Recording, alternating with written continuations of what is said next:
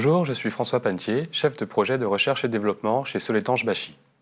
Je viens présenter l'hydrofraise électrique qui concourt dans la catégorie sobriété et décarbonation des engins. Chez Soletanche Bachy, 90% des rejets directs de CO2 sont liés à la consommation de fioul.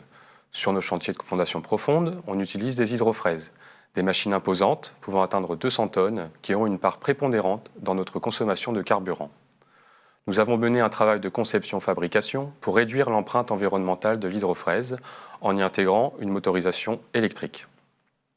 Grâce à cette innovation, l'hydrofraise peut travailler en s'alimentant directement sur le réseau de distribution EDF et les gains apportés sur les chantiers sont conséquents.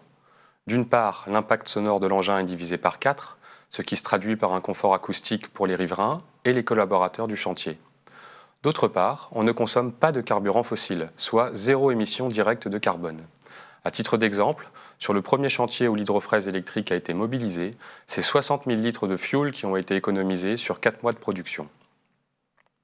Le résultat, c'est qu'on propose désormais cette solution électrique aux appels d'offres dès qu'elle est différenciante, typiquement en sites urbains très denses. Après des utilisations concluantes sur des chantiers monégasques et parisiens, l'hydrofraise électrique est actuellement en fonctionnement sur un chantier du Grand Paris. Pour l'avenir de cette initiative, il y a encore une belle marge de progression, par exemple en étudiant l'intégration d'une batterie pour se libérer du raccordement électrique actuel.